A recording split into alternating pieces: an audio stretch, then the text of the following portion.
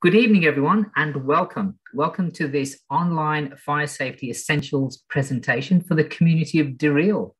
My name is Raj, and together with my co-host, Kerry. Say hi, Kerry. Hello. I feel like a bit of a game show host here. And over to you, Kerry. Now, all joking aside, we're talking about the very clear and present danger that is fire. And what I'd like to say that we're going to deliver this online presentation with as much interaction from yourselves as we possibly can, so that we get the key messages across to you. Now, we're also very lucky this evening to have Robert Hill on board. Robert is the captain of the Dereel Fire Brigade. Hi, Robert. Evening, Raj. Evening, everyone. Thank you very much for being on board. Now, a little bit about us before we get started. Well, first of all, both Kerry and I are casual employees with the CFA, and we're very passionate about delivering effective community education. And, they say knowledge is power. We want to empower you with key elements of knowledge to keep you safe.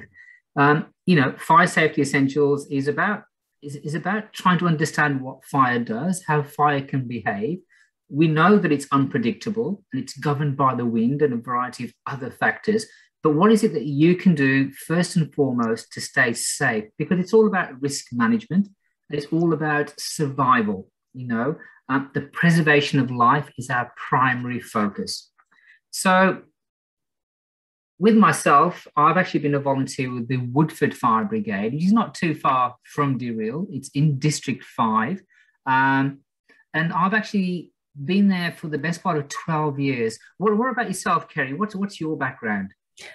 Quite different, Raj. I had been in the city in the public service, and when I finished that, I thought, time to be in a job that takes me out into regional areas, not particularly rural, but regional. So I joined the CFA straight into the community safety team.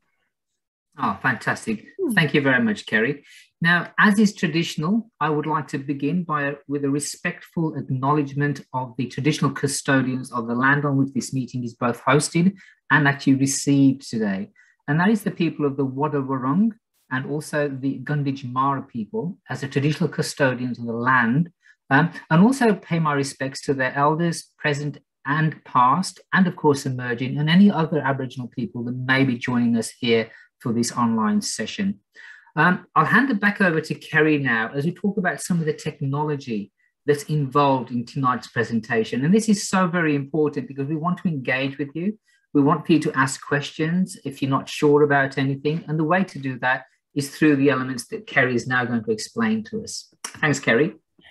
Okay, Raj. Well, this is a webinar, so it means you can't turn on your video or audio. That's up to Raj, and of course we did that before the event started.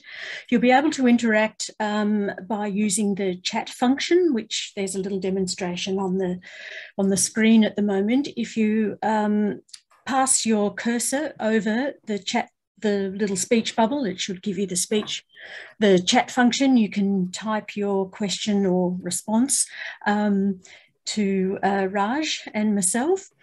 What else have we got there? Oh yes, a raise hand if you wish to speak, and then Raj can manage that. We'll also be using polls, which are the little questionnaires.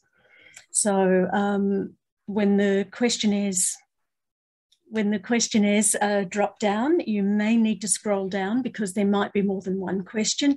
They're anonymous, so we can't see who has answered what, and then we'll be sharing the results when we use those. Fantastic. Yeah, thank you. I should have mentioned something else. We'll also be using animations, a short video and some photos, but there won't be too much PowerPoint. They're either background slides or we speak to them. But yes, quite a variety coming up in this hour. Thanks, fantastic. Raj. Thanks, Kerry. And we might just start actually with the use of the chat function. Just pop into the chat for the 3 people that are on board this evening. Exactly where you're from and how long have you been in the neighbourhood, shall we say?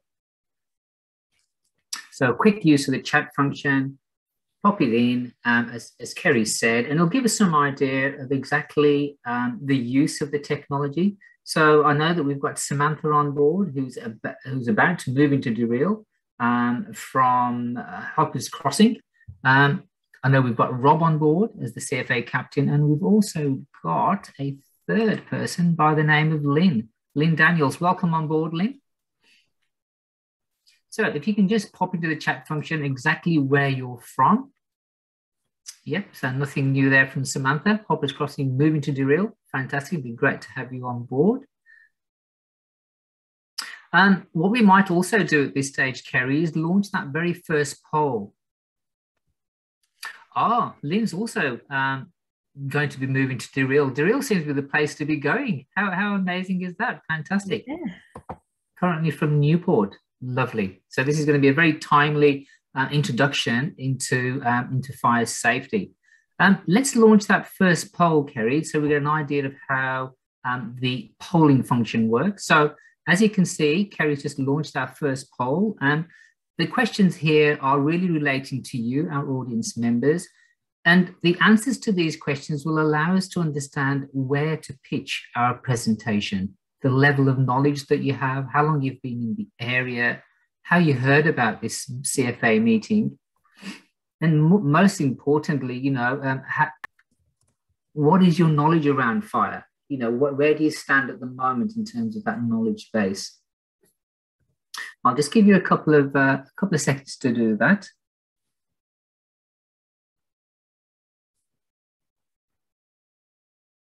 And Raj, there are 4 questions, so people might need to use the slide bar to make sure that they've covered 3 and 4 and responded if they wish to.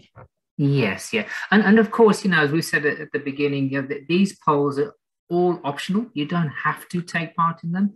But it just is a good idea of sharing information and for us to understand exactly who we're communicating with. So that's 3 out of 5, 4 out of 5, almost 100%. Okay.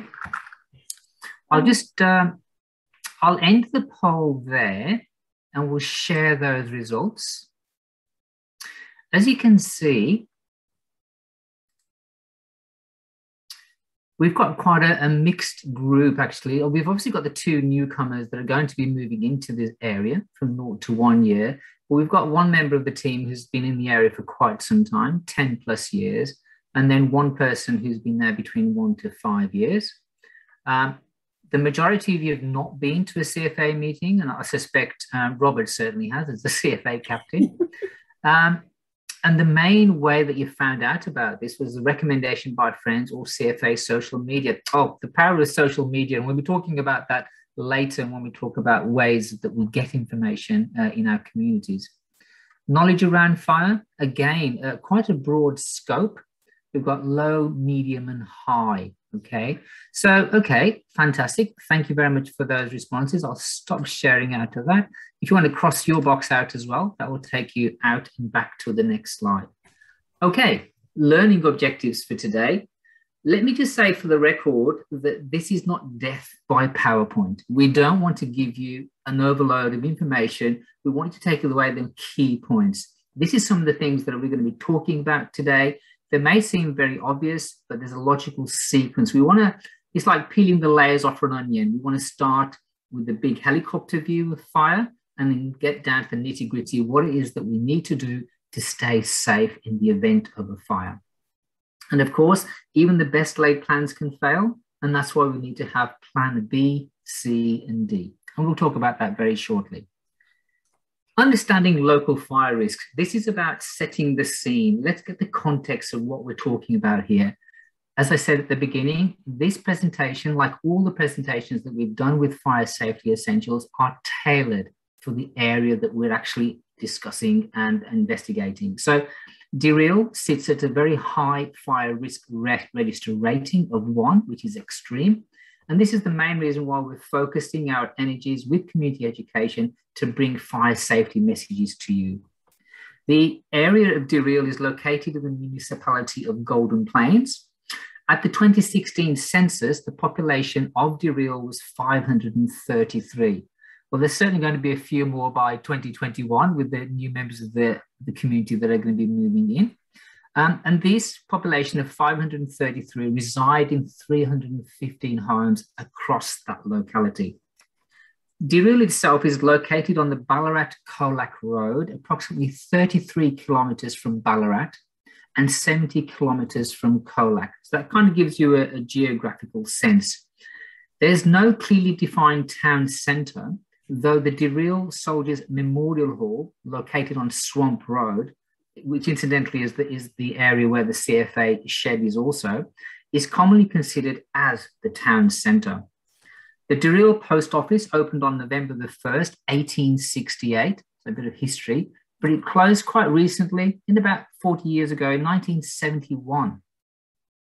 Dereel includes large wetland areas, and this is really important when we consider the spread of fire and the topography of the land, i.e. the highs and the lows. So Dereel includes a very large wetland area. It's often referred to as the swamp or lagoon. And in recent years, it's almost become quite dry. So this is quite important when we talk about fast-moving grass fires. On March the 27th, 2013, a bushfire at Dereel destroyed 16 homes and 18 sheds. The fire covered 1,300 acres. That's well over 3,200 acres.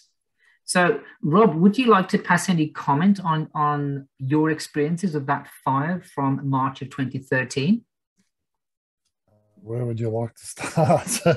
Well, I think just for the context of the new people that are going to be moving into the community, how real was that time? You know, I mean, I don't personally have any knowledge of it, and I think it'd be great to hear it firsthand from someone that may have been actually involved in that firefighting process. Okay, well, that particular year, 2013, that was the biggest fire of the season in the state. So that was not a record you want to have locally. The Dereel's primarily separated into 3 residential zones. The fire was completely concentrated on the east side of Colac Road around the Painsbridge Road area and kept going east towards areas like Meredith and stuff like that, Mount Mercer. So all the houses were lost over about a 3 or 4 street period, which, being a rural area, still 1,300 acres, like you said. You can still see the scars today, although there is a lot of regrowth. It's at its peak, I think we had about 55 appliances on scene and averaging about 3 or 4 people per appliance, news crews and everything else. So it's definitely left a scar on the community. A lot of the properties now have been sold. People have left to come back. We're a prime real estate area now. So people moving out of Melbourne is a big thing. And they really don't have much of a history about the fire. So this sort of session is really important to open up that kind of talk and that thought process. The fire moved extremely quickly. It was a freak weather day at the end of March. We had very little air support because the season had actually wound down by that point in time. So they'd actually taken the majority of the aircraft offline and stuff. And it just happened to coincide with a very large fire starting over at Linton, the other side of Ballarat.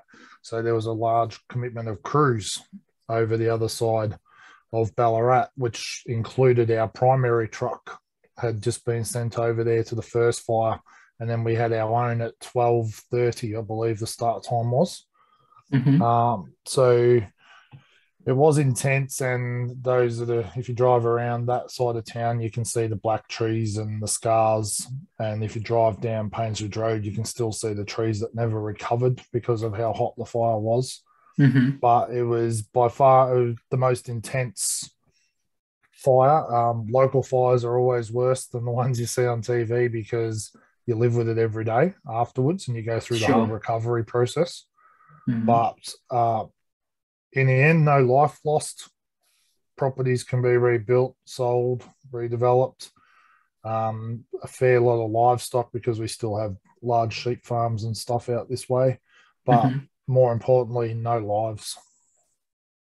So Yeah, that's the absolutely. thing we take from that day. But it's definitely left a scar on the community. Those that are still around are very aware of it. Heightened responses and fear factors and stuff come into play in summer.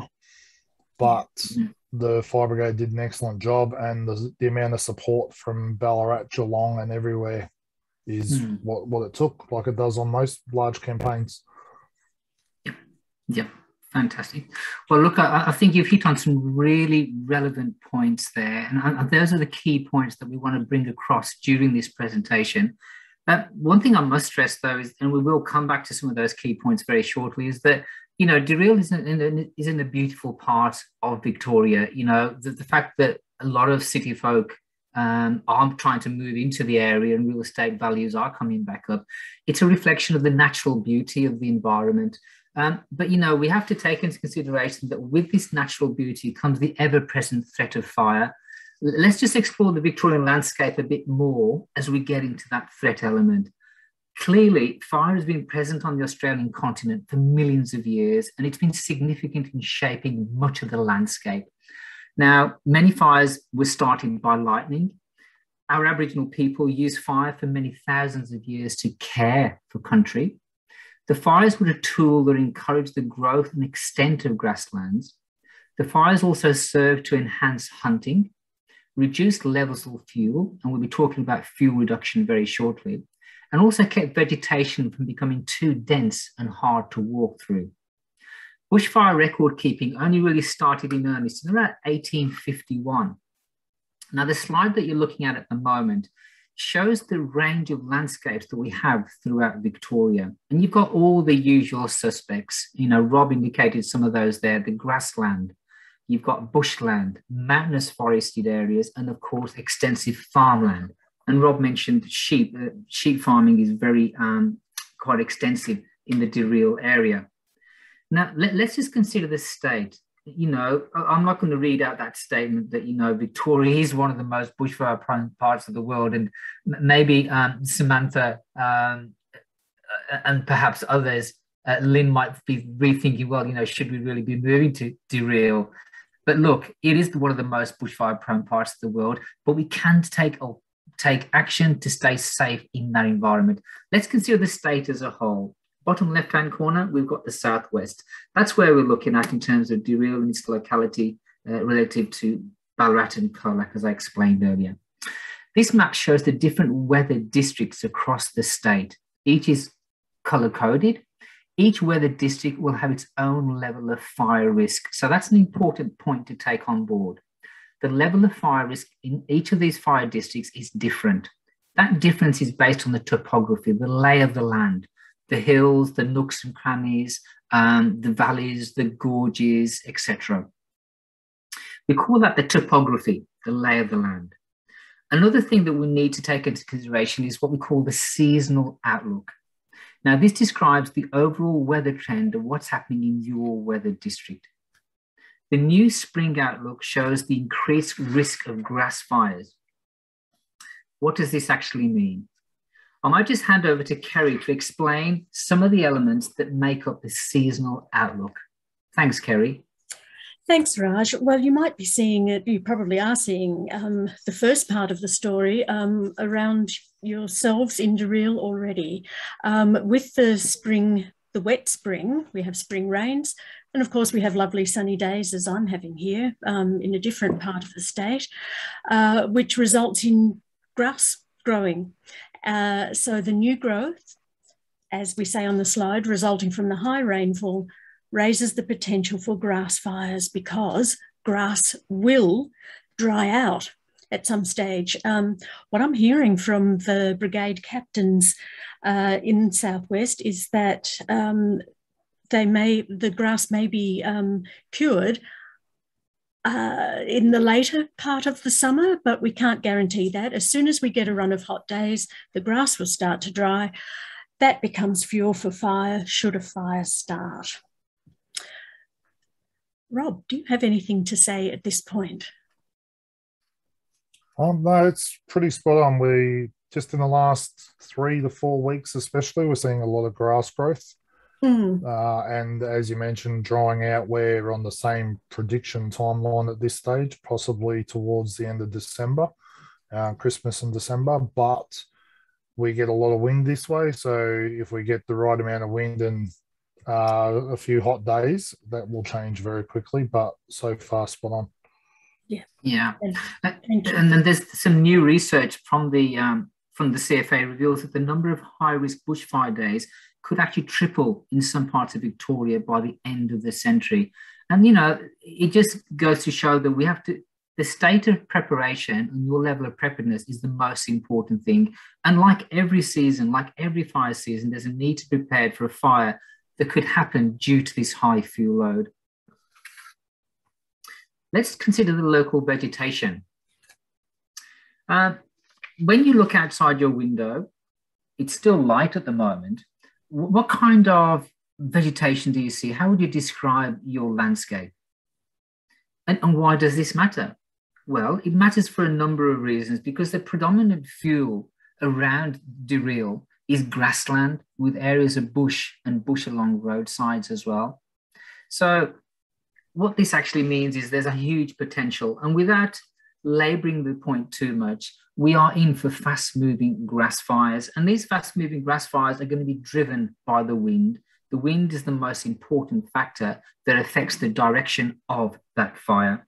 And we call that fire the fire front, and that's what leads the fire. The fire front direction can change with a change in the wind direction.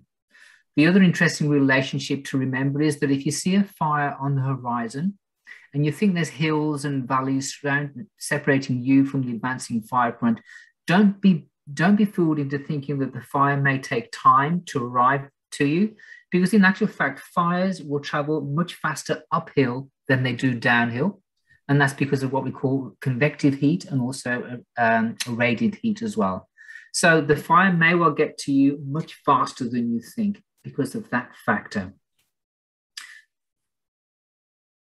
Let's move on to the next one, local risks. And what we'll do at this stage is, in order to understand local risks, particularly for the new people moving into Dereel, let's launch a poll. And this poll itself is a multiple choice poll.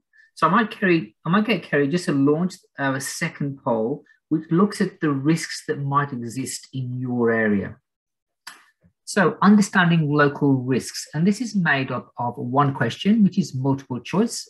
Answer as many of those that you think will affect your be local risk factor in your community.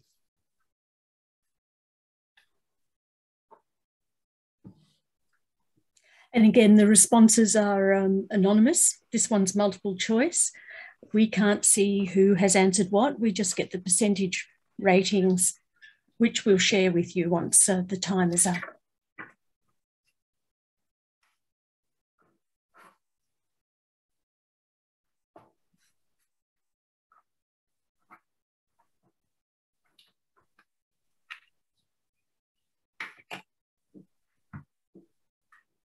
Wonderful.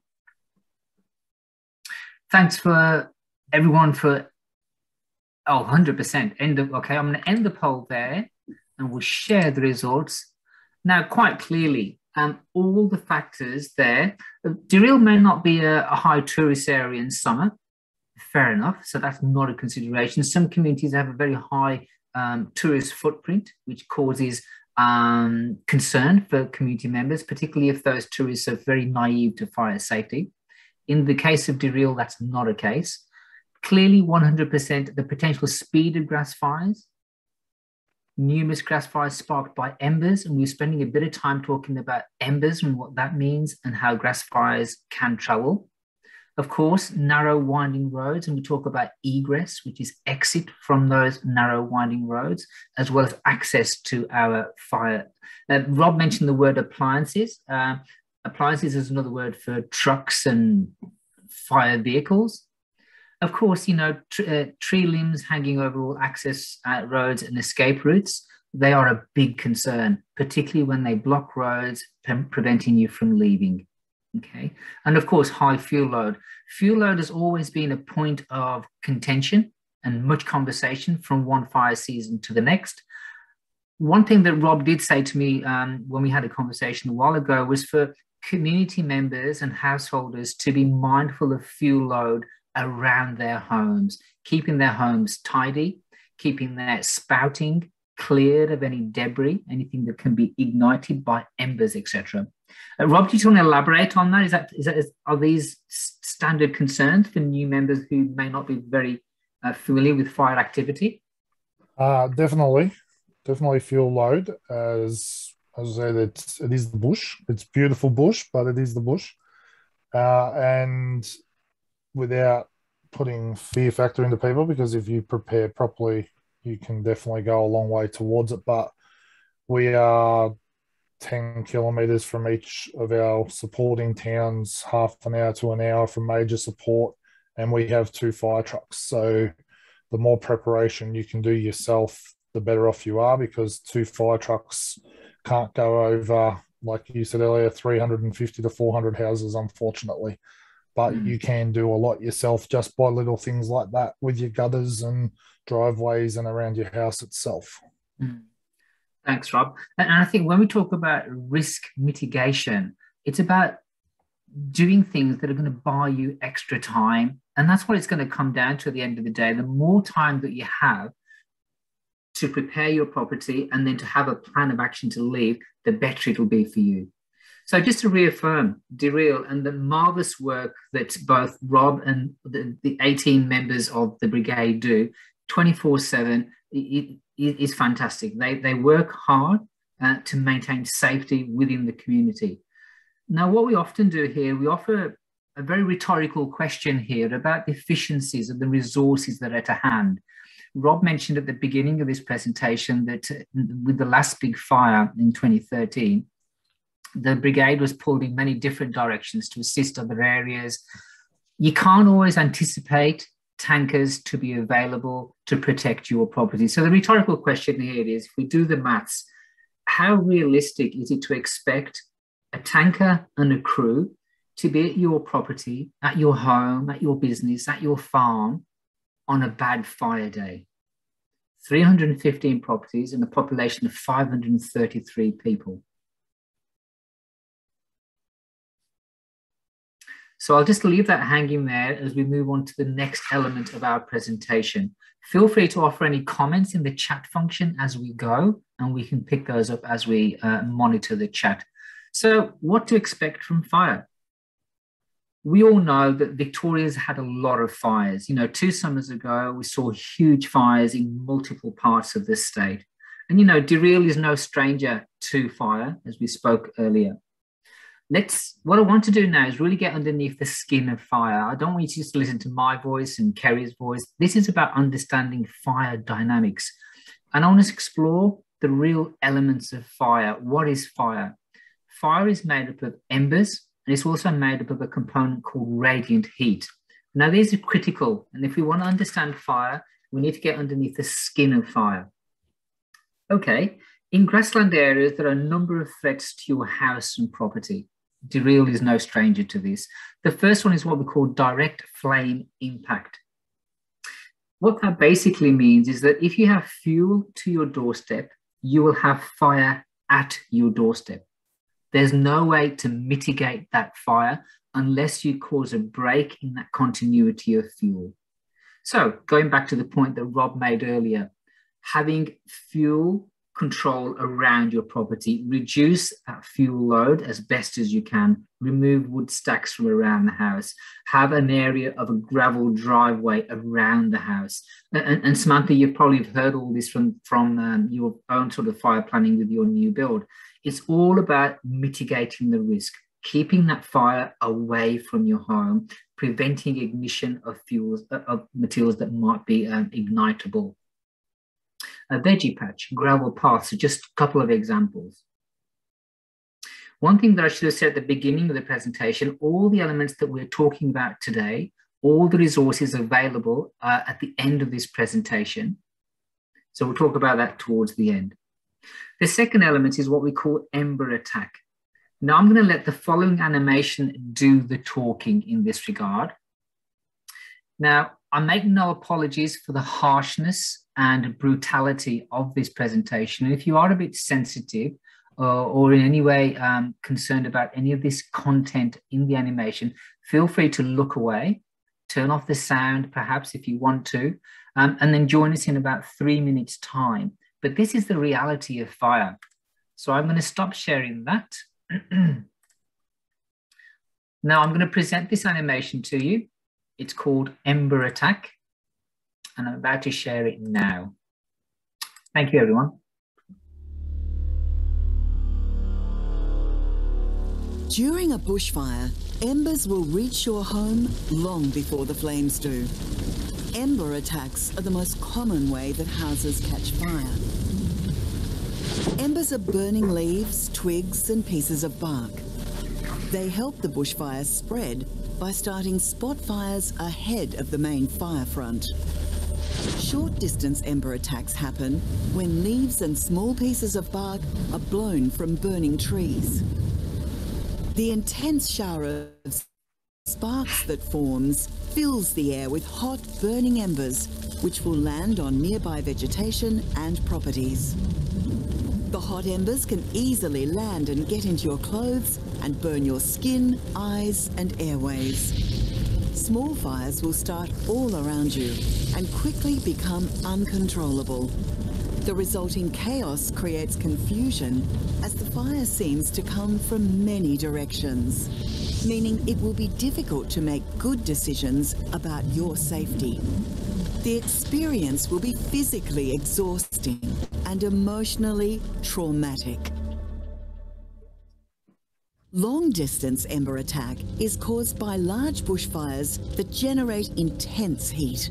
As the hot air rises, it forms a column of smoke that sucks in air like a vacuum, increasing the intensity of the fire. The updraft in the column lifts embers, like large pieces of burning ribbon bark, hundreds of meters into the air, where strong winds can carry them many kilometers beyond the fire front. On Black Saturday, embers travelled more than 30 kilometres ahead of the main fire. When these embers land, they often start fires where leaves naturally accumulate, like in gutters, doorways and garden beds. So while you might think you're safe when a bushfire is far away, embers can fall from the sky and land around your home long before you even know there's a fire. But remember, your home isn't the only thing under threat during an ember attack. By the time you realise the danger, it might be too late as escape routes become jammed. Embers can also start fires on roads and block them completely, making late evacuation dangerous or impossible. That's why leaving early, before a fire starts, is always your safest option. Now, I hope in some way that's kind of giving you a very real and graphic representation of just what it means to be caught in an ember attack situation. It is by far the biggest cause of property loss during a fire. No two ways about it. Now, Rob, do you want to add anything there? Have we missed anything? Was that graphic enough? Was it too graphic? No, it's like I said, without instilling fear factor, common sense and stuff, that's pretty spot on. And even the 30k embers for Black Saturday, we've had fires, as I said, over towards Linton and stuff, and they did exactly the same thing, 25 to 35 kilometre distance in embers. Absolutely. Okay. Thanks, Rob. Kerry, would you like to introduce Radiant Heat, our next animation? I've got it all queued up. If you can just say a few words by way of introduction, and I can start sharing that presentation. Okay, well, with radiant heat, even grass fires can produce enough radiant heat for it to be lethal. I know that we're dealing with some pretty severe information here, but this is realistic for the dangerous effects of fire. Of course, radiant heat can injure people as well. It's not actually flames that hurt or kill people. It's the effects of radiant heat. Now, again, we have an animation, but it does demonstrate quite realistic scenarios in order to explain the nature of radiant heat and its dangers. 2.5 minutes for this one. So if you think that it's going to affect you emotionally, you'll need to be away from the screen and have the sound down for 2.5 minutes. Thanks, Raj. Thanks, Kerry. Radiant heat.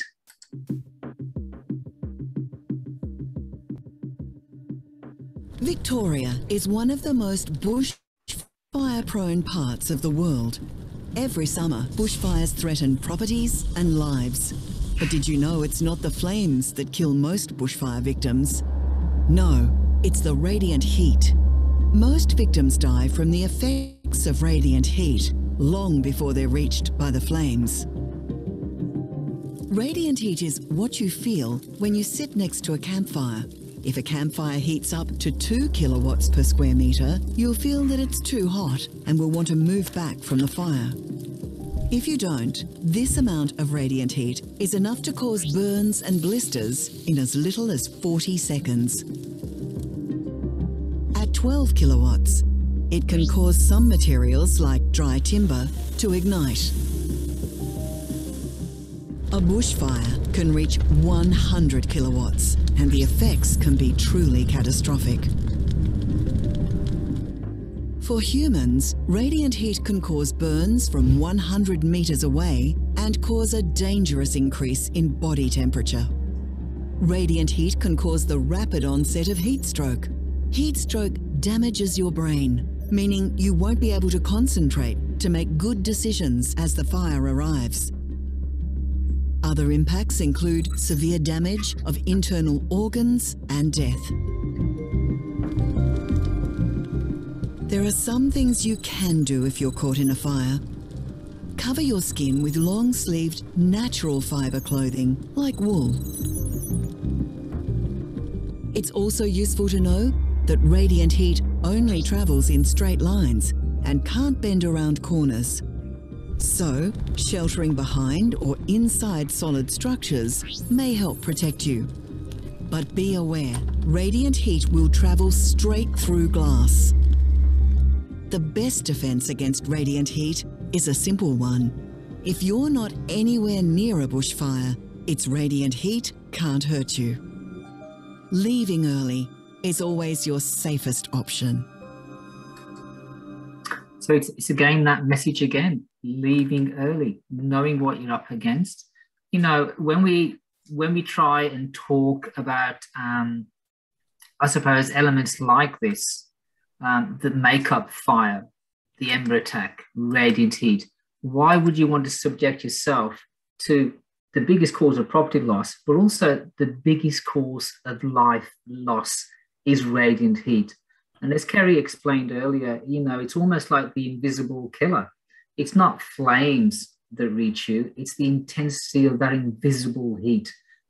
You know, this slide here is sort of demonstrates the intensity of that heat. You know, that this building hasn't had flames that's caused the peeling of paint, and the sign graphics have actually melted as a consequence of that heat. I hope that's gone some way to give you some explanation of the two main factors that make up fire: Ember Attack and radiant heat. We can protect from radiant heat and we can protect from Ember Attack to buy us time. But ultimately, we don't want to be in that situation. Why subject yourself to that amount of personal trauma? We spoke about some of the physiological effects, you know, on your body, the inability to think straight. Why have that level of burden, that stress load on you?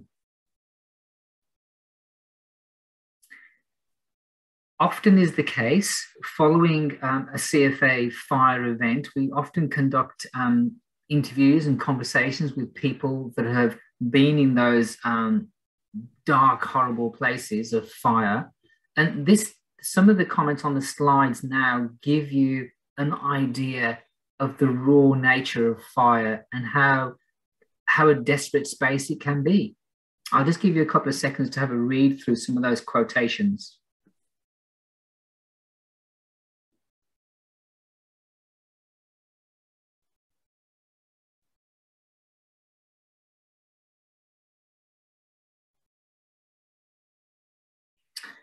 So as we move through, peeling this onion to reveal the very nature of fire, let's do a quick summary of where we've got to so far.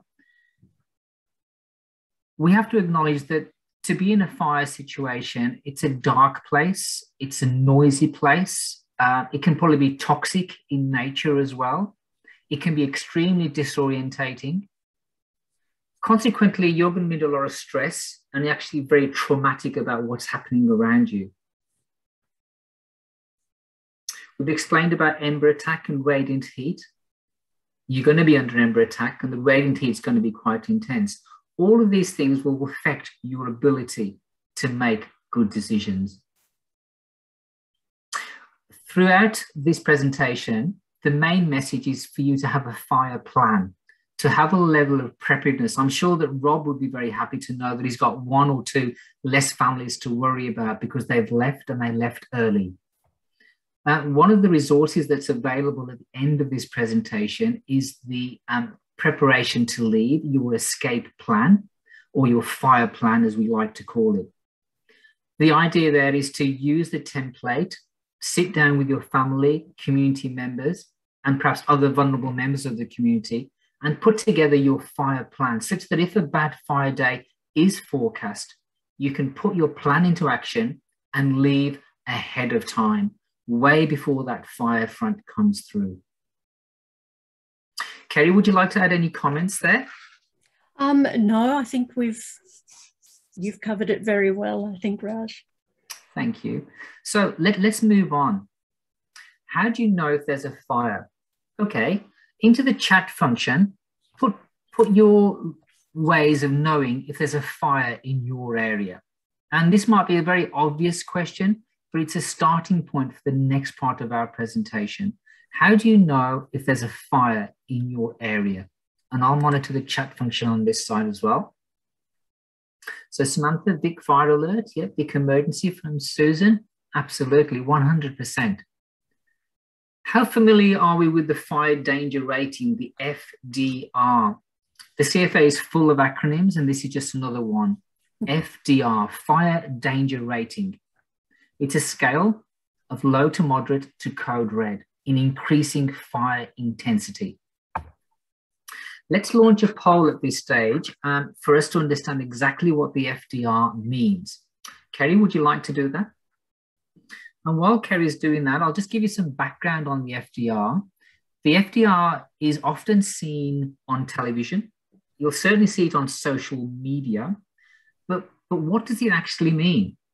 So the first question, the first of three questions actually in this poll asks, well, what does the fire danger rating actually mean? Is it an indicator of how likely a fire will start? Or is it that the FDR is an indicator of how bad a fire would be if one were to start? Some of you might know how many code red days have happened in the region in the last 5 years. And question three, some of you might know how many severe or even extreme days have happened in the region in the last 5 years as well. While you're going through that, I might just also add that the FDR can be found not necessarily outside all CFA sheds, certainly on the approach to our townships. Let's dispel that myth then. Let's see how many people are aware what the fire danger rating actually means. Wonderful. Yeah, 100%. I'm going to end that poll there and share those results with you. Oh, wonderful. Well, look, 100%, you all got the meaning of the FDR correct. It is an indicator of how bad a fire would be if one were to start. Fantastic. In terms of code red days, we haven't had any code red days in the last 5 years in the area of Dereel and that locality. And in terms of severe or extreme days, there's actually been 2 in the last 5 years. I'll stop sharing that. Thank you for your participation there. I'll just cross that. Let's explore these in a bit more detail. It's important that we understand severe, extreme, and code red, because these could be what we call your trigger points. Your reasons for leaving early could be based on a warning of severe. What does severe mean? It means that you can expect hot, dry, and possibly windy conditions. If a fire starts and takes hold on a severe day, it may be uncontrollable. Maybe. Extreme. Expect extremely hot, dry, and windy conditions. Remember how we said that the wind was a big component? Well, certainly in an extreme conditions, the wind is right up there. If a fire starts and takes hold on an extreme day, it will definitely be uncontrollable. It'll also be unpredictable and fast moving. Spot fires, as we saw in the Ember Attack animation, will start and they'll move quickly and will come from many different directions. So can you see the sliding scale that we have, the scope of nothing happening to getting really uncontrollable? Code red, and as the name suggests, these are the worst possible conditions for both bush and grass fires. Our Australian homes are not designed or constructed to stand fires in these conditions. The safest place to be is to be away from this high bushfire risk area, leaving the day before, leaving the morning of, but definitely leaving as early as possible. Just like we've said all the way through, leaving early is always going to be your safest option. Now, this is a very busy slide, and it's busy for a number of reasons, okay? Today's world is full of information overload. I often refer to it as infobesity, information overload. We're constantly bombarded from many different directions, whether it's our social media platform, whether it's a conversation with Leanne over the fence, maybe it's the chat with Frank at the local probers club. Information overload, everyone giving you their piece of the story. From a CFA perspective and from an emergency management perspective, these are all regarded as informal sources of information. We have to take into consideration that not everything that we hear or read is accurate, despite good intentions. Now, if you're going to make decisions about your safety, the safety of your family, your neighbors, vulnerable members of the community, it's important that you double check the validity or the authenticity of that information. And this is why the CFA will recommend the following platforms. I'd like to focus on two in particular, local news and the Vic Emergency App, as someone mentioned earlier, as a go-to. All of these platforms are regarded as formal sources of information. They're credible, they're evidence-based, and they're real-time. The local news is a real lifesaver. We often suggest that we all have a battery-operated radio available to us at times of fire, because your battery-operated radio will work even when local mobile phone communications go down. It will be your only link with the outside world and emergency services and the plans and preparations that they might be doing in the event of a fire. Remember how I said that our fire environments can be very toxic and dark and disorientating? The battery-operated radio could be your lifeline to the outside world. We'll talk about that when we talk about the emergency bag makeup towards the end of our presentation. Secondly, the Vic Emergency App, a real lifesaver, a go-to. And if there's nothing else that we do at the end of this presentation, please make sure that we can get the Vic Emergency App on our mobile phones. The resources tab at the end will also tell you how to put the Vic Emergency App onto your mobile phone. The Vic Emergency App gives you real-time information about fire activity in your area and also the wider area as well. It has the ability to set the radius so you know exactly what fire activity is happening in and about. It allows you to plan your escape route. We'll talk about that again very shortly. These are what we call formal sources of information.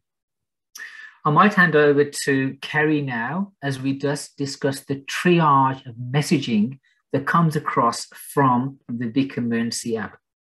Thanks, Kerry. Thanks again, Raj. When warnings are issued and we see them on the Vic Emergency App, they cover the area with the particular colour. We call the areas polygons because they won't ever be a regular shape. They will cover the area that the incident commander or incident control centre have determined are going to be affected. So an advice means that, and that's the yellow one, the area will be covered in yellow. There'll be that triangle with the information symbol.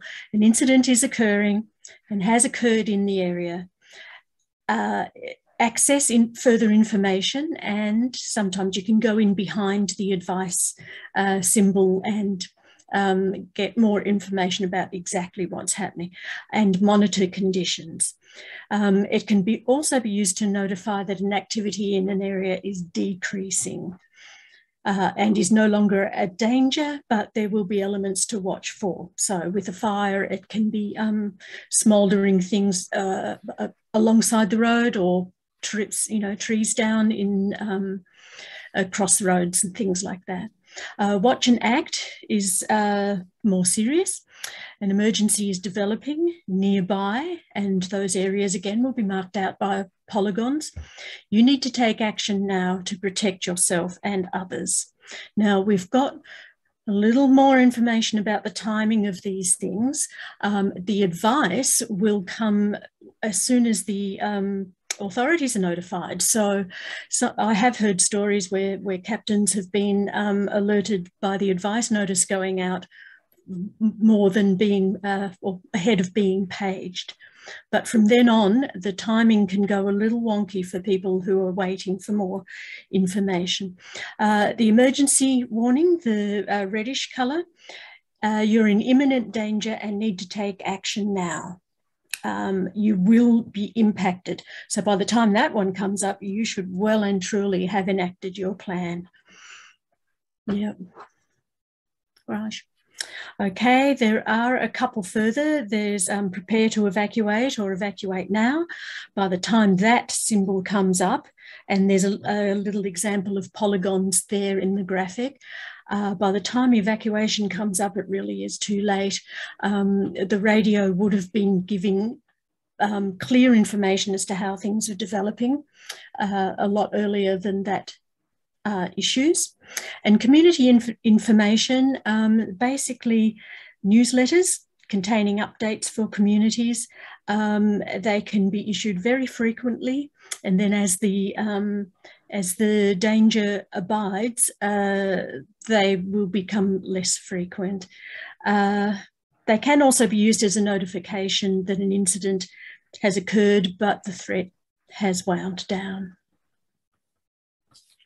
So they're very useful to see what's happening in an area. However, if it's your area, there's more that you need to know about the timings.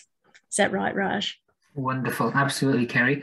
Now, Kerry, do you feel comfortable applying some of that warning triage to the following timeline to give us some idea of the context of that you might well be ahead of the warnings, and therefore how important it is to understand and be vigilant yourself? Yeah, this is a little example of what I was referring to just before. So over on the left-hand side, let's imagine that a fire starts. And let's imagine that you own the house that's in the middle of that little demonstration. Okay, so a fire starts and people start calling in. The fire's reported to 000. Now, that's recorded, and then the advice warning comes out, and you might have seen it already with Vic Emergency that it might look like 3 or 4 or 5 incidents have started, but in fact, it's the one. So when the authorities get there, Rob will have been paged. He'll go and check it out, report back. So 10 minutes go by. You're at home gathering things and putting them in the car, let's imagine. The first advice message is released. There's a fire in this area. There's some danger and there will be more information coming. However, You're at your house at the 20-minute mark. The flames are already past your house, possibly. And we're still sitting on an advice message. So maybe at the 20-minute mark, after the flames have gone along the grass way past your house, then the advice message is updated to an emergency warning. At this stage, it's already too late for that to have affected your behaviour. If you were waiting for it, you've seen the event go past. At the 30-minute mark, the flames are well and truly past your property. So our advice is, the minute that you know a fire has started, off you are setting about your plan. Or you can have a look at the fire danger ratings, which are on your Vic Emergency App, the current day and 3 days in advance. So you get 3.5 days to plan on what you were going to do on the day where the fire danger rating is very serious. Thanks, Raj. Fantastic. Thanks, Kerry. So the take-home message is that you may well be ahead of the warnings, as Kerry's tried to demonstrate there very well.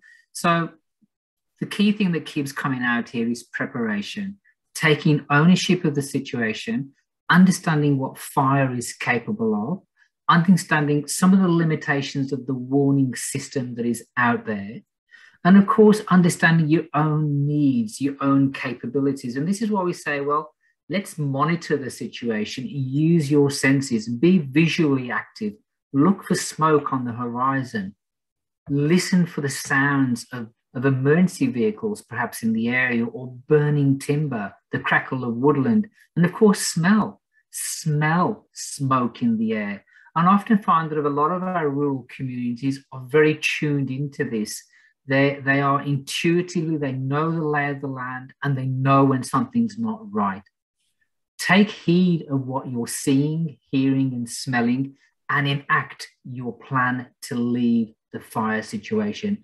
As Rob said earlier, Dereel was very lucky not to have any fatalities during the last big fire in the locality. Let's keep it that way. Let's make sure that we are fire savvy and enact our fire plan. Understand the limitations of the resources of the CFA in the area as well, and how hard it is for them to monitor and keep communities safe. We know a bit more about the FDR, the fire danger rating. We know a bit more about the elements that make up fire. We know the elements of formal communication sources.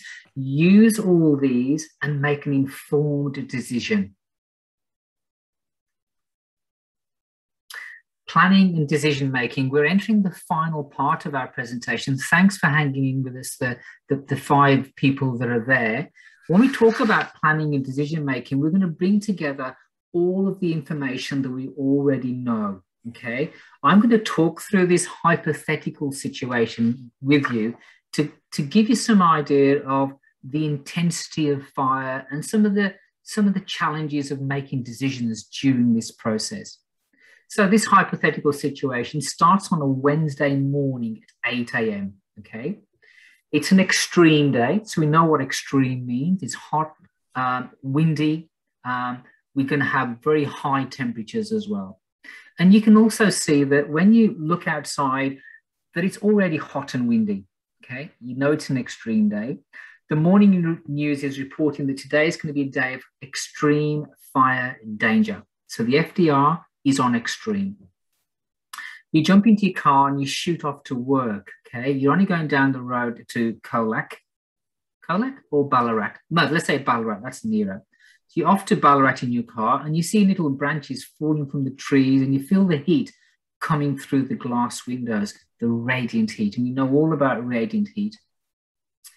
It's about lunchtime and you overhear people talking about a fire that started very near to your home in Dereel. You jump on the Vic Emergency App and you look at that polygon that Kerry was talking about a few seconds ago, and you see that it's actually started a short distance from your home. It gets you thinking, you think, well, I'm going to jump into my car and start heading home to make sure that everything is okay. Again, it's still hot, it's still windy, and that radiant heat is still coming through the glass in your window. As you get closer to home, you see that the road is blocked by police on this extreme day. You wind down the window and they advise you that it's not safe to go into the area as the fire is still burning and trees have come down on the road.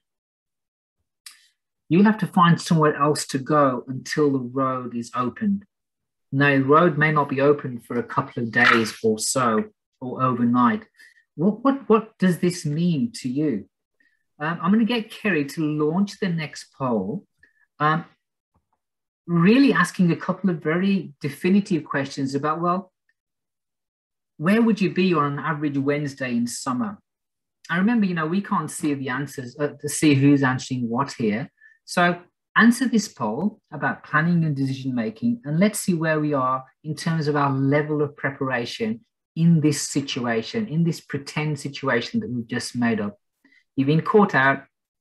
Are you prepared to be away from your home overnight? So where would you be on an average Wednesday in summer? Would you be at work, home, or on vacation? Thinking about last summer, would you have been prepared to spend a few nights away from home in an emergency situation like this? And the final question, question 3, did you have an emergency kit packed with some clothes, important documents, etc.? Might just give you a couple more minutes to finish that one off. So it appears the majority of you, let me end the poll and share the results. I might just talk to these results because it's really interesting. This particular poll I find very fascinating because as an ex-Cub Scout, I've always thought, and the motto was be prepared. Be prepared for the worst case scenario. And that's what we need to be. When we talk about emergency management, crises of any kind, worst case scenario, be prepared, have the essentials. So on a typical Wednesday morning at 8 a.m., all our participants would have been home, all 5 of you. However, there's a 60-40 split in terms of your level of preparedness in an emergency situation like this. So for the 40%, that the 2 people who didn't have, who were not prepared to have a kit for staying overnight, or the 3 people that didn't have an emergency kit, this is a learning for us here. And the learning is quite simple. We knew it was going to be an extreme day. We knew there's a potential for it to be a bad fire day. An element of preparation will be to have that emergency bag ready. Let's just spend a couple of minutes discussing the emergency bag before we go on to the next part of this hypothetical. Kerry, the typical contents in an emergency bag should be? Any essentials that you have for 2 or 3 days. So that can be clothing, but ahead of that, consider things like medication, special foods required, mobile phone charger, those sorts of things that you would go around the house looking for and becoming quite, that you can never find. They're never in the drawer that you want. Documents such as passports, birth certificates, and rates notices, because if an area has been closed off and you haven't been allowed home, when the area is allowed open, it won't be open for everyone. It'll be open for residents first. How do you prove if you're a resident? We have the good old ubiquitous rates notice. It's possible to keep them on your phone, of course. Take a scan or a photograph. But of course, you'll need your phone charger to make sure that you have your phone, that you can display the document. I suppose we've got COVID-19 certificates now too, Raj, yes, to be built into that story. Absolutely, yeah. absolutely. Yeah, so thinking broadly, in fact, some people also have suggested prescriptions as well as the actual medication, just in case 3 days becomes a week or whatever. We've seen a few examples of that in the last 2 years. Driver's license is a very good suggestion. those the Medicare card, those sorts of essentials that you know you will need for a stay away from home. If you have them already prepared, that's half an hour of panic that you've saved yourself, and a lot of running around the house. Absolutely. If you have pets, you'll need a plan for the pet. Does it hop in its little cage quite readily, or do you have to tempt it in? In which case, would it be smart to put it in there early in the day? And then anything the pet needs, including water, Absolutely. food, medications, brushes. Yep. If they're bigger pets like horses, they really need to be sorted out ahead of the day. I've heard, I've never owned a horse, but I've heard from people in meetings like this that a horse needs to be introduced to the water source.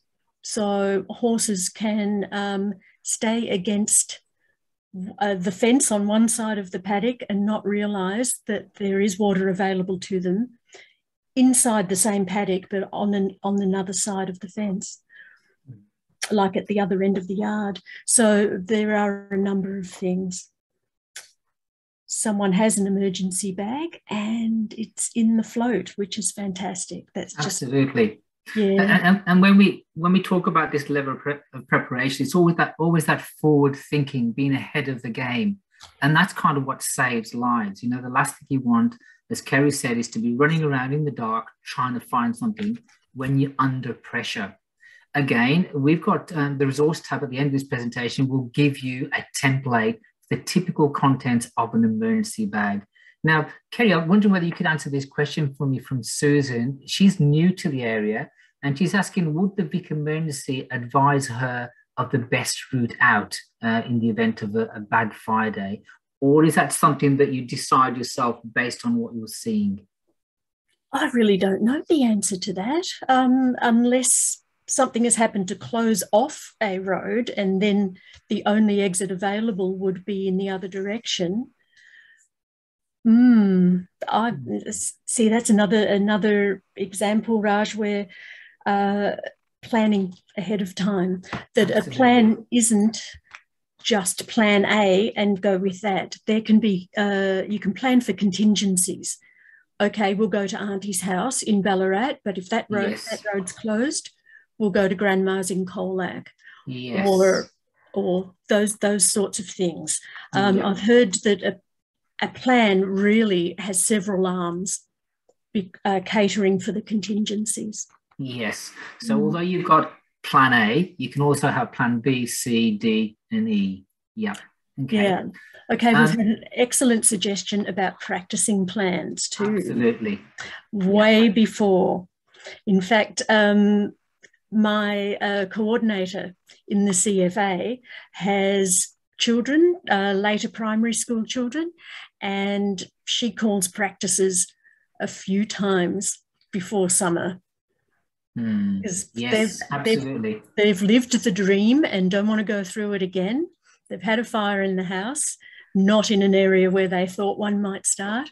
So then she's making sure they don't have that level of emotion or experience again. Wonderful. All right. In response to Susan's comment, Daryl's kindly offered that the Vic Emergency App will not advise the best route to escape, but it'll advise of what routes are blocked and to refer to the Vic Roads website for those roadblocks.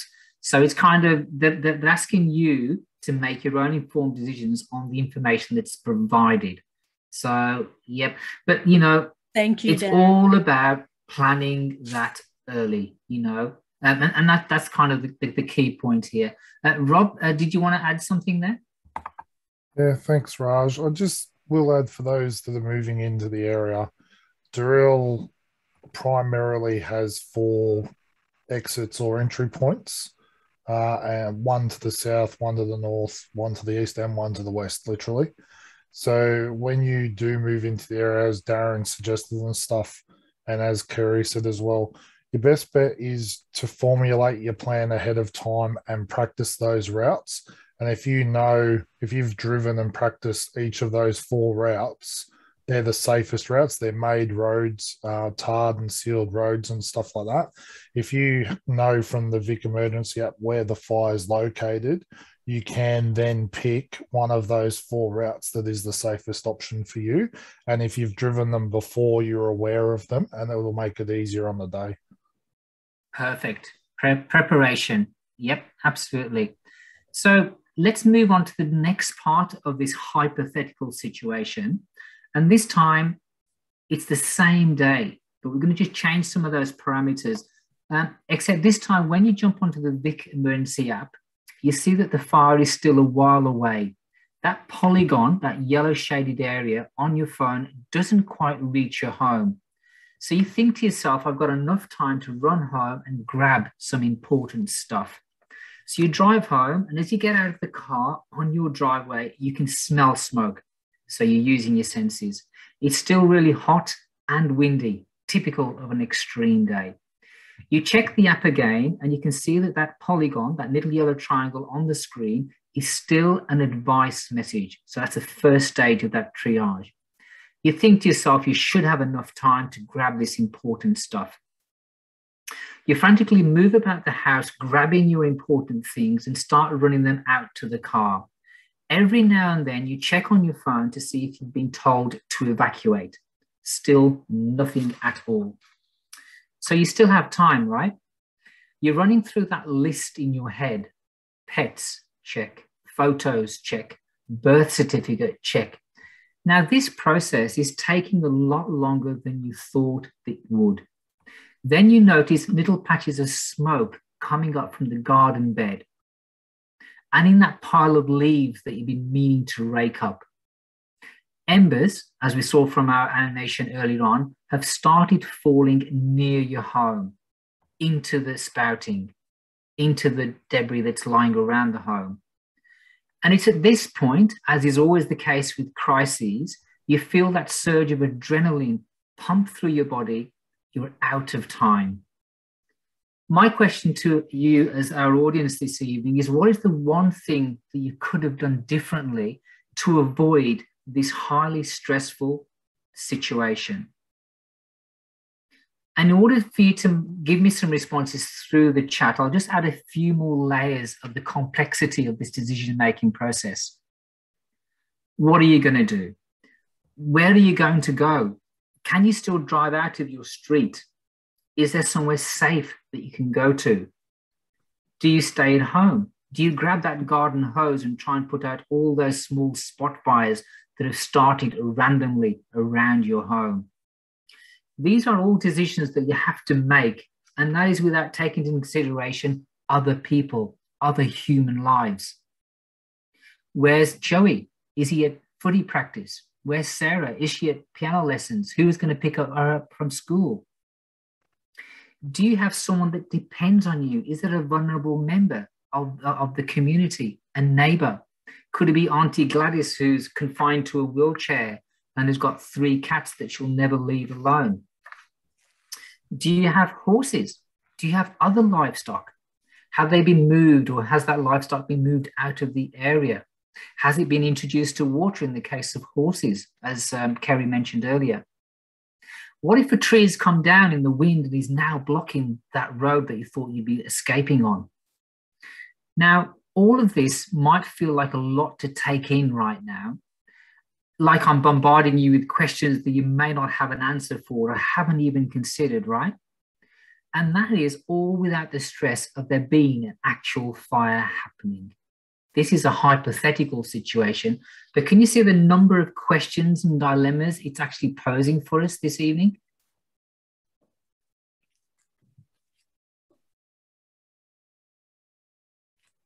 So your thoughts. Kerry, do you want to refer to some of the comments in our chat function?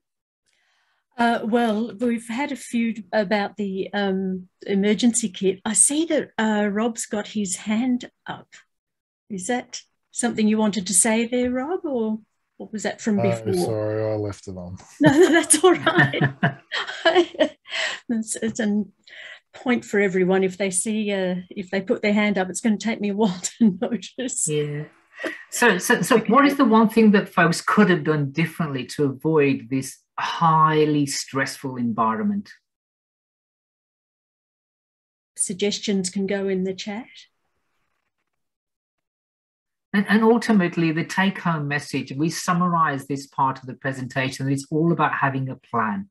Making that plan, having rehearsed that plan, make sure that it's a written plan, and it goes down onto the template that we can provide to you through the resources tab. A written plan that can be rehearsed time and time again, have different versions of the same plan to allow for different types of scenarios, and make sure everyone's on the same page. Understand who's doing what.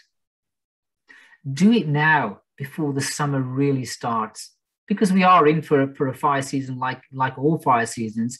But hey, we want to be ready. We want to be prepared. We want to improve our chances of survival.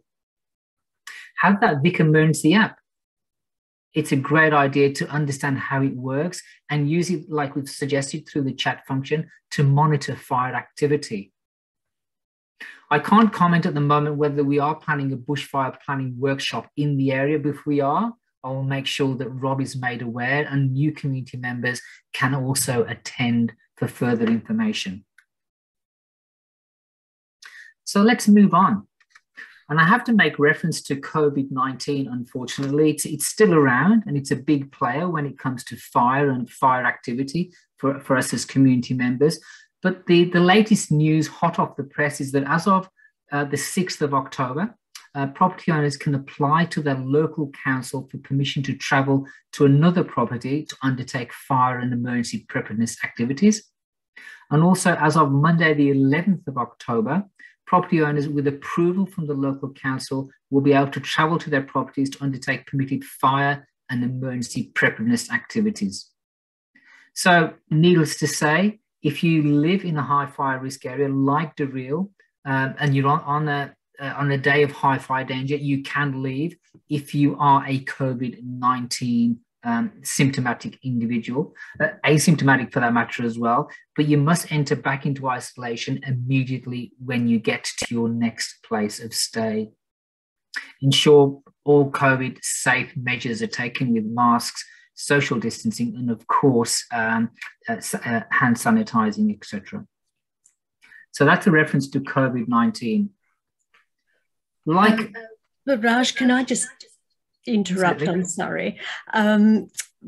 Another aspect of COVID-19 is if you already have a fire plan and it entails going somewhere, it's worth, like a cinema or so, it's worth checking whether that facility is actually open.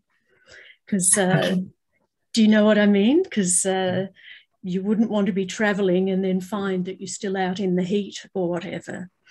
Yes, absolutely, absolutely.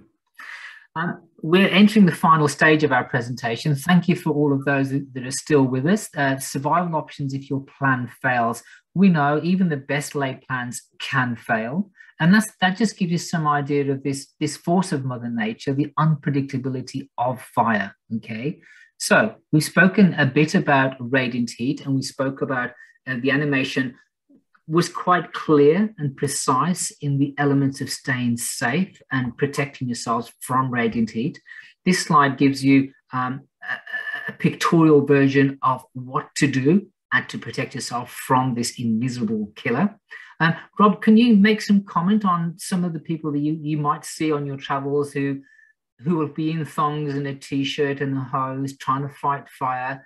I mean, how important is it for people to realize how dangerous radiant heat actually is? Yeah, the easiest way to learn about radiant heat is if you have a wood fire or even your house heater. The closer you stand to it with, the more skin exposed, the hotter it gets. A fire is 100 and 1,000 times hotter than that. So covering up, although it sounds like you're potentially building up the heat contained in your body, you can manage that personally. You have no control over the radiant heat put out by a fire. And all you have to do is look at the news at any given fire and see people in shorts and thongs with garden hoses on roofs. It happens all the time. So make it part of your plan and stick to your plan. Have a look at Yeah, thank you, Rob. Also have a look at what the firefighters wear. The people in the brigades, they don't run around in shorts and thongs when they're fighting fires. They cover up, and they've got the equipment to make sure that they're protected, and householders should do the same thing. Wonderful, thank you. And as we touched on at the beginning of the presentation with the animation also, was the intensity of radiant heat. It does travel in a straight manner, and the only real protection is to shelter behind or inside solid objects like buildings, wood, concrete, anything, brickwork that's going to separate you from the intensity of the fire heat. Now, I might just spend a bit of time talking about, yes, you are caught out in a fire situation. The only way to avoid the intensity of the radiant heat, or one of the ways, is to first of all remove yourself to an area of water, a river course, a dam, a swimming pool. Seeking shelter in water courses is one way of avoiding the radiant heat, and also the Ember Attack as well. Also, find yourself an area, an open space where there is little or no fuel. And we often talk about going into an open paddock or a school oval where there are fewer trees and short grass. Driving, it's imperative that we do not drive through fire. Heavy smoke makes it actually impossible to see, and it can be extremely disorientating. You could hit a tree or have an accident and be a further impediment and block emergency services getting about doing their work to protect others. So that's a definite no-no. Sheltering in a car from fire is an incredibly risky thing to do. Our cars are designed to get you from A to B. They're not designed to protect you from fire. However, the CFA does acknowledge that as a last resort, vehicles may be used as places to seek refuge from the intensity of the radiant heat and also from Ember Attack. If this is the case, as a last resort, park the vehicle on burnt ground or low fuel load area. Park it on a side away from the main road, potentially facing the fire front, so you've got the engine block protecting you from the imminent radiant heat. Lower yourself into the footwell of the vehicle. Cover yourself with a blanket and have a bottle of water to drink with you. Monitor the fire activity around you, the advancing fire front. Stay below the window line. When the fire front is passed, emerge. But again, I have to stress, this is an incredibly risky thing to do. Ultimately, to have a plan, enact it early, and be out of harm's way will avoid this risk-taking behavior. There have been a few questions on the chat about places of last resort. Where can you go to seek protection in the event of a fire, particularly if it's a last resort? Now, our bushfire places of last resort, as shown on the slide currently, are denoted by a green sign. I have to stress right from the onset that these places will not guarantee safety or be a comfortable experience, but they do offer a chance some distance between you and the radiant heat. In our particular case, and I've not got my correct notes here. Kerry, I think, oh, here we are. So when we talk about Dereel, there is two denoted neighbourhood safer places. The first one is in Dereel itself, the open space parking area, which is on the Dereel Rockwood Junction Road between Junction Road and Tantus Road. So that's one go-to as a place of last resort. The second location is in Cape Clear, the Recreation Reserve in Cape Clear. And that is denoted also as a neighbourhood safer place. So you've got two options. But going by some of the information that we said, would you really want to be on the road during a time of fire activity in your area, knowing that potentially some of those routes could be blocked or have very poor visibility with other road users as well as emergency vehicles on the road? I think not. You need to leave early, enact your fire plan, and be gone. A few more comments about our bushfire places of last resort. It may be, and do not expect the CFA or other emergency services to be present at that bushfire place of last resort. There'll be no support services there in terms of food or drinks or medical services, so don't expect anything like that. And there certainly won't be any provision for livestock, pets or animals. They are very much a last resort.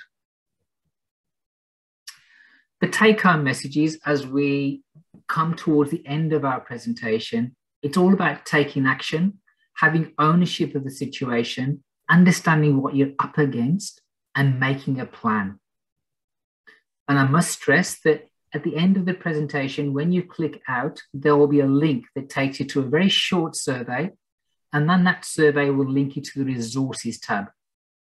This resources tab will contain succinct information. For example, your guide to survival and your guide to property preparation. These can be downloaded to your computers to be able to access the content. Again, there is a template to put together your fire plan. And this actually can be conveniently located on your fridge so that all family members can see and know of its existence. Of course, bushfire planning workshops, I'm not sure about that at the moment. We're hoping to hold one in your locality. And again, I'll let Robert Hill know about that. Both Kerry and I can't stress enough the importance of the Vic Emergency App. And my apologies for keep labouring it, but it is a lifesaver. And of course, connecting with your local brigade and the community. And we're very, very fortunate this evening to have had Robert Hill on board from the Dereel Brigade. And I thank Robert for his valid comments and also his experienced comments and knowing about fire activity in the area, both current and in years gone by. Rob, would you like to offer any comments at this stage as a summary of what you would anticipate from your community members, particularly those that are on this evening in this presentation? Yeah, straightforward. Please leave. We'll go with that one. Leave early. But mainly going back just quickly to our place of last resort, the name says it all. It is a place of last resort. Those photos showed park areas and main streets and stuff like that. Our last resort is a 40 by 40 metre orange gravel square in the middle of a paddock. So it's not even as nice as the one shown in the photos. And the one at Cape Clear is a good 20 to 30 minutes drive.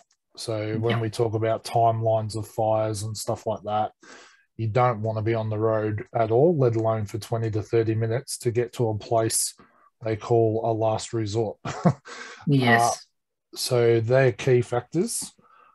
From a local standpoint, drive the area and get to know the area. Like we said, there's 4 main roads in or out, or 3 roads, but Colac Ballarat Road, north and south.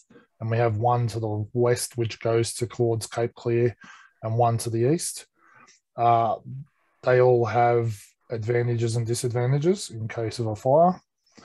Locally, we have very strong Facebook presence in local groups. So find those when you do move to the area. Dereel Outpost and things like that. They can be easily found by talking to any of the locals. And on the fire station, we have a big black sign with white writing that gives you our contact details, Facebook page, website, and other relevant information that can let you contact us for recruitment and local knowledge, property visits, and things like that. That's sitting right there on the side of the fire station. So feel free to take note of that and take a photo of it with your phone or something. But my main point for everybody is your fire plan is essential. Practice it before it even comes to the fire season. Stick to your safety plan and your fire plan, because it's very easy to get distracted when things go wrong or the adrenaline kicks in. But what we find more often than not is people practice or get ready on when they have a hot day, nothing happens. The second hot day, they get a little bit more relaxed. The third hot day, they wonder if they should start their plan or not. Take those as practice opportunities. Use them, because you don't want to be in a habit of not doing it on the day that you actually need it. And if you've practiced it on all the other days, it'll flow a lot smoother on the day you actually do need it. Absolutely.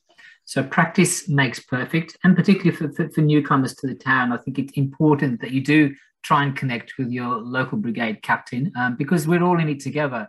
At the end of the day, the country fire authority is very much a community fire authority, and it's about looking out for each other.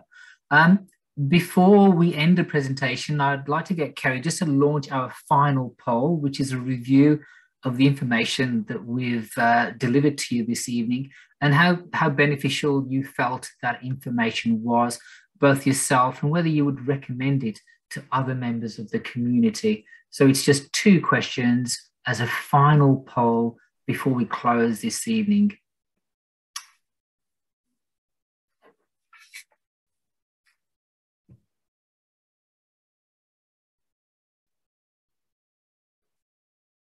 Fantastic.